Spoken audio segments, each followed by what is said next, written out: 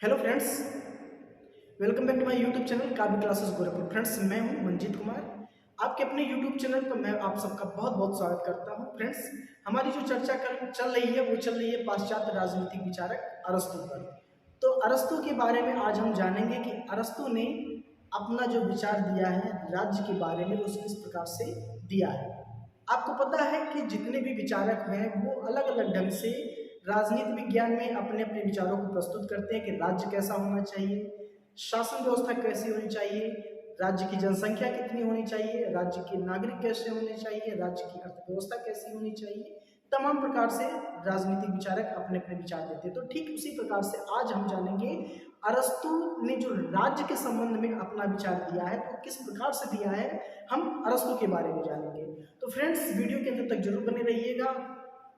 Video बहुत लंबी नहीं होने वाली है, तो आइए शुरू करते हैं। फ्रेंड्स, यहाँ हमने लिख रखा है अरस्तु का आदर्श राज्य।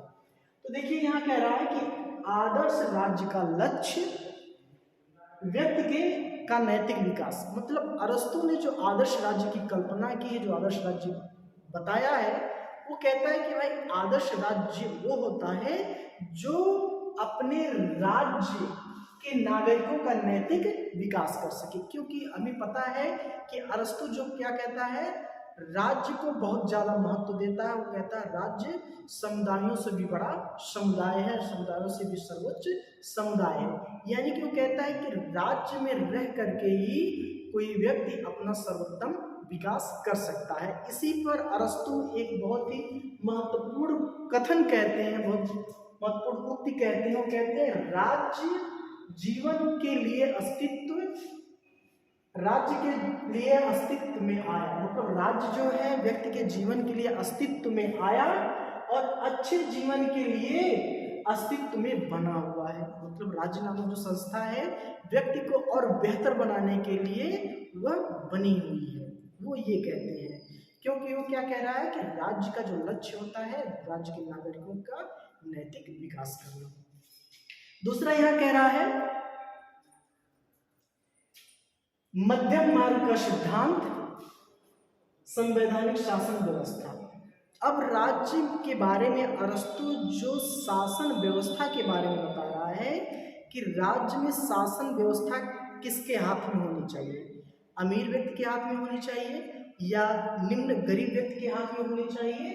तो अरस्तु इन सभी चीजों में एक मध्यम मार्ग निकालता है, मध्यम मार्ग का सिद्धांत देता है कि राज्य में तीन प्रकार के लोग रहते हैं। अत्यंत संपन्न लोग रहते हैं, अत्यंत निर्धन लोग रहते हैं, और इन दोनों के बीच जो मध्यम वर्ग के लोग रहते हैं वो रहते हैं। और राज्य में तीन प्रकार के लोग रहते हैं। तो किसकी बात करता है, वो कहता है कि भाई जो शासन चलाने की जो व्यवस्था है वो किसके हाथ में होनी चाहिए, मध्यम वर्ग के हाथ में होनी चाहिए। ना बहुत संपन्न व्यक्ति के हाथ में होनी चाहिए, ना बहुत निर्धन व्यक्ति के हाथ में होनी चाहिए।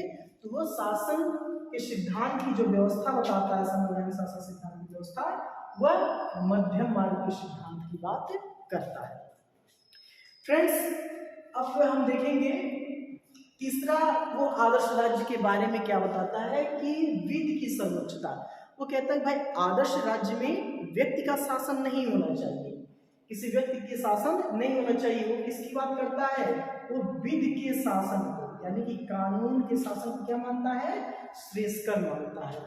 व्यक्ति के शासन की तुलना में विधि का शासन श्रेष्ठकर है। यानी व्यक्ति के शासन की तुलना में किसका शासन होना चाहिए, कानून का शासन होना चाहिए। क्योंकि विधि ऐसा विवेक है जिस पर व्यक्ति की इच्छा का प्रभाव नहीं पड़ता। और व्यक्ति की तुलना में किसके शासन की बात करता है आदर्श राज्य में, वह विधि की सर्वोच्चता की बात करता है। फ्रेंड्स, अब कह रहा है कि एक आदर्श राज्य में जनसंख्या कितनी होनी चाहिए। वो कहता है कि भाई देखिए आदर्श राज्य की जनसंख्या जो होनी चाहिए वो बहुत ज़्यादा नहीं होनी चाहिए। जनसंख्या ऐसी होनी चाहिए कि जो हमारे राज्य में उपलब्ध जो संसाधन है उसी के अनुसार से एक आदर्श राज्य की जनसंख्या होनी चाहिए। फिर नेक्स्ट कह रहा है प्रदेश कैसा होना चाहिए। तो कहता है कि भाई प्रदेश ऐसा होना चाहिए जिसपे आसानी से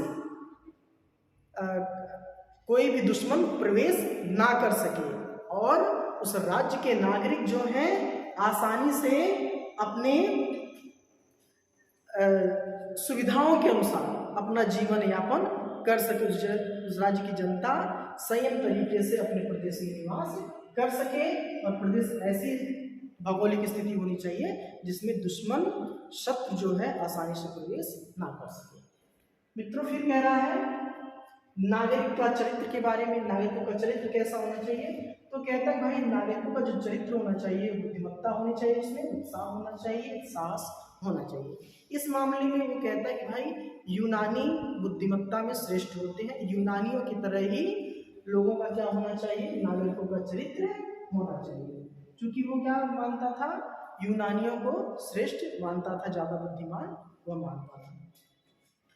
अगला कह रहा है शिक्षा। शिक्षा के बारे में अरस्तु एक आदर्श राज्य में किस प्रकार से अपने विचार को प्रस्तुत करते हैं कि एक आदर्श राज्य में जो शिक्षा व्यवस्था होनी चाहिए वो किस प्रकार से होनी चाहिए। तो हमने मित्रों पढ़ा था प्लेटो के बारे में जब, तो प्लेटो एक, चूंकि अभी हम आपको पता होगा, आपने अगर जो हमारा पिछला वीडियो देखा होगा कि अरस्तु जो थे वो प्लेटो के क्या थे, शिष्य थे, लेकिन राजनीतिक मामलों में, राजनीतिक विचारधाराओं के मामले में प्लेटो और अरस्तु से कभी बनती नहीं थी। तो प्लेटो को जो शिक्षा पद्धति जो थी वो बड़ी लंबी चौड़ी शिक्षा पद्धति थी। लगभग 50 वर्षों तक की पढ़ाई करने के बाद प्लेटो एक राज्य को एक अच्छा शासक देने की बात करता है और वो क्राइटेरिया निर्धारित कर देता है कि इतनी उम्र तक व्यक्ति पढ़ाई करेगा तो ये बनेगा, इतनी उम्र तक पढ़ाई करेगा तो व्यक्ति ये बनेगा। लेकिन अरस्तु की यदि हम बात करें तो अरस्तु वो सभी प्रकार के, सभी लोगों के लिए एक ही प्रकार की अनिवार्य और सार्वजनिक शिक्षा व्यवस्था की बात करता है। प्लेटो ने क्या किया था, सैनिक वर्ग के लिए और उत्पादक वर्ग के लिए अलग शिक्षा व्यवस्था बताया था और शासक वर्ग के लिए अलग शिक्षा व्यवस्था बताया था, अधिकारी वर्ग के लिए अलग शिक्षा व्यवस्था बताया था। लेकिन अरस्तु इस तरह की बात नहीं करते, वो सभी प्रकार के लोगों के लिए अनिवार्य और सार्वजनिक शिक्षा की बात करते हैं।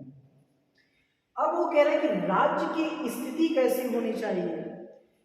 यहाँ पर हमने पढ़ा कि प्रदेश कैसा होना चाहिए, उसका क्षेत्रफल कैसा होना चाहिए, लेकिन आदर्श राज्य की स्थिति कैसी होनी चाहिए जो हमें सुंदर, संयोजित और बेहतरीन तरीके से दिखे।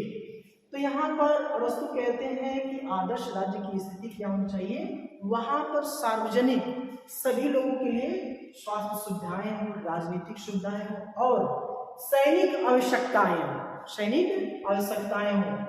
साथ ही साथ वहाँ कहते हैं कि एक राज्य की आदर्श स्थिति में पूजा गृह होना चाहिए, पार्क होना चाहिए, व्यायामशालाएं होनी चाहिए, बाजार होना चाहिए, बंदरगाह होना चाहिए, यानी कि सारी सुख सुविधाओं की बात करते हैं कौन, अरस्तु। किसमें, एक राज्य की बेहतरीन स्थिति में बताते हैं। अब अगला कह रहा है फ्रेंड्स, राज्य में विभिन्न वर्ग, यानी कि जो राज्य में रहने वाले तमाम लोग हैं, एक ही कैटेगरी के तो लोग होंगे नहीं, ना सैनिक होगा एक ही कैटेगरी का, ना सभी उसमें उत्पादक वर्ग होंगे, ना सभी उसमें राजा होंगे। लेकिन अरस्तु जो कहते हैं कि भाई देखिए, राज्य में जो विभिन्न वर्ग होते हैं उन विभिन्न वर्गों में जो एक आदर्श राज्य की प्रमुख आवश्यकताएं होती है वो 6 आवश्यकताएं होती हैं। कितनी आवश्यकताएं होती हैं मित्रों, अरस्तु कहते हैं राज्य की 6 आवश्यकताएं होती हैं और वो 6 आवश्यकताएं कौन कौन होती हैं, भोजन, कला कौशल, हथियार, संपत्ति, सार्वजनिक पूजा देव या सार्वजनिक हित निर्णय। ये 6 आवश्यकताएं एक राज्य के अंतर्गत होती हैं। तो इन 6 आवश्यकताओं को पूरा कौन करेगा, तो वह अरस्तु बताते हैं कि इन सारी 6 आवश्यकताओं को पूरा करने के लिए वो लोगों को कैटेगरी में डिवाइड करते हैं। कहते हैं भोजन का जो कार्य होगा उसकी व्यवस्था कौन करेगा, वह कृषक करेगा। कला कौशल की जो व्यवस्था करेगा वो कौन करेगा, शिल्पी करेगा, कारीगर करेगा। हथियार की देखभाल कौन करेगा, बढ़िया से हथियारों को व्यवस्थित तरीके से बनाने का काम कौन करेगा, वो योद्धा करेगा। संपत्ति की बात कौन करेगा, वो व्यापारी या संपत्तिशाली व्यक्ति करेगा जिसके पास उसका अनुभव होगा। और पूजा देव की, जहाँ देव पूजा की बात आती है उसका कार्य कौन करेगा, वहाँ का पुरोहित करेगा। और किसी भी सार्वजनिक हित के मामले में कोई निर्णय की बात आती है तो वहाँ जो निर्णायक होगा वो करेगा। तो इस प्रकार से अरस्तु जो है वो राज्य के विभिन्न वर्गों को 6 भागों में वह बांटते हैं। इंपॉर्टेंट प्रश्न ये सारे बन रहे हैं, इसमें से प्रश्न पूछे जाते हैं। अब बात अंतिम में कह रहा है कि अरस्तु ने जो अर्थव्यवस्था के संबंध में अपना विचार दिया है वो किस प्रकार से दिया है कि भाई अर्थव्यवस्था कैसी होनी चाहिए। हमने प्लेटो के बारे में पढ़ा था, तो प्लेटो कहता था कि भाई सैनिक और उत्पादक वर्ग संपत्ति रख सकते हैं, सारी चीज़ों का उपभोग कर सकते हैं, लेकिन वो राजा के लिए कोई व्यवस्था नहीं करता है। वो कहता है कि राजा ऐसा होगा जो पूरी तरह से क्या होगा, उसके पास कोई संपत्ति नहीं होगी, वह भिक्षायाटन करके भोजन करेगा, वो इन सारी चीज़ों की बात करता है। तो क्या संभव है राजा एक धर्मशाला में रहे, भिक्षा मांग करके खाए, कोई संपत्ति ना रखे? ऐसा हो सकता है? नहीं हो सकता है। लेकिन अरस्तु कुछ अलग तरह से आर्थिक व्यवस्था के बारे में बात करते हैं। कहते हैं भाई देखिए, संपत्ति जो होगी वह व्यक्तिगत होगी, लेकिन उसका जो भोग करेगा, संपत्ति भले ही किसी एक व्यक्ति की होगी, लेकिन उसके जो भोग करने वाले लोग कौन होंगे, वह सार्वजनिक उपभोग लोग उसका करेंगे। भू संपत्ति की बात करता है अगर जो, तो कहता है कि भू संपत्ति भले ही लोगों की व्यक्तिगत होगी, लेकिन उसका जो उपभोग करने वाले लोग होंगे वो क्या करेंगे, उसके सार्वजनिक उपभोग करेंगे। और बात अंतिम में आती है, संपत्ति भले ही सार्वजनिक होगी और सार्वजनिक संपत्ति का उपभोग भी क्या होगा, वह सार्वजनिक होगा। तो मित्रों, ये आदर्श राज्य के संबंध में अरस्तु का विचार था। मिलते हैं अगले वीडियो में, तब तक के लिए जय हिंद, वंदे मातरम।